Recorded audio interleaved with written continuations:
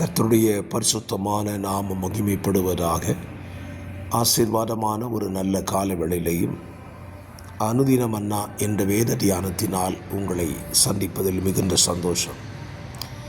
இந்த நாள் ஆகஸ்ட் மாதம் 26 புதன்கிழமை காலவேளை.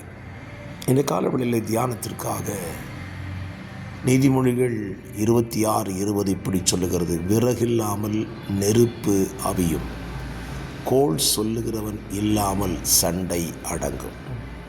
ஒரு அழகான வார்த்தை. இன்றைக்கு அநேக இடங்களிலே பிரச்சனைகளும் சண்டைகளும் ஏற்படுவதற்கான காரணம் ஒரு சிறிய சம்பவத்தை பெரிதுபடுத்தி சொல்லுகிறதின் விளைவுதான் சண்டைகளும் பிரச்சனைகளும் பெரிதாக மாறிவிடுகிறது. அதுவும் ஓர் இடத்தில் 2 பேருக்கும் இடையே நடக்கிற ஒரு சின்ன சம்பவத்தை அதை பார்க்கிற கேள்விப்படுகிற ஜனங்கள் அதை மற்றவரிடத்தில் அந்த செய்தியை அதிகமாய் பரப்பும் பொழுதுதான் பிரச்சனை பெருசாக மாறிவிடுகிறது. அப்படியானால் நமக்குள்ளே சண்டைகளும் கலகங்களும் ஏற்படுவதற்கான காரணம் இந்த கோள் சொல்லுகிறவர்களுடைய சஞ்சாரம் அதிகரிக்கிறதுனால்தான்.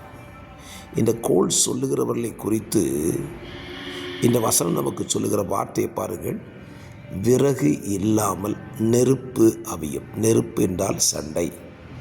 இந்த சண்டை இல்லாமல் இருக்கணும்னா விறகை போடாமல் இருந்தாலே சண்டை வராது. அப்படியானால் விறகு என்பது கோள் சொல்லுதலுக்கு சமானம்.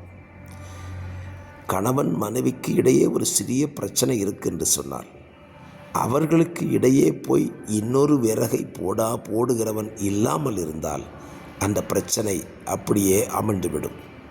இன்றைக்கும் பல நேரங்களில் பிரச்சனைகளை தீர்க்கப் போகிறோம் என்று சொல்லி பிரச்சனைகளை பெரிதுபடுத்தி விடுகிறோம். ஆகவே இந்த காலவெளியிலே நம்முடைய வாழ்க்கையை யோசித்து பார்ப்போம். நாம் பிரச்சனைகளை உருவாக்குகிற விறகாய் இருக்கிறோமா, அல்லது எரிந்து கொண்டிருக்கிற தீயை அணைத்து போடும்படி விறகை போடாமல் அமைதியாக இருக்கிறோமா? யோசித்து பாருங்கள். இன்றைக்கு நிறைய பிரச்சனைகளுக்கு காரணமே கோள் சொல்லுகிறவர்கள் தான். அது சபையாகட்டும், குடும்பமாகட்டும், பொது வாழ்க்கையாகட்டும், தேசமாக இருந்தாலும் சரி, இந்த கோள் சொல்லுகிறவர்கள் எல்லைகளை விட்டு அந்த ஆவி ஒளியுமானால் அநேக பிரச்சனைகளுக்கு தீர்வு கிடைத்துவிடும். ஆகவே இந்த நல்ல சிந்தையை உங்கள் வாழ்வில் ஏற்றுக்கொள்ளுங்கள். நீங்கள் முதலாவது கோள் சொல்லுகிறவர்களாய் இருக்காதிருங்கள். நாம் அப்படி நடந்து கொள்ளும் பொழுது நம்மை போல மற்றவர்களை மாற்ற முயற்சிப்போம். அநேக சண்டைகள் அடங்கி போகும்.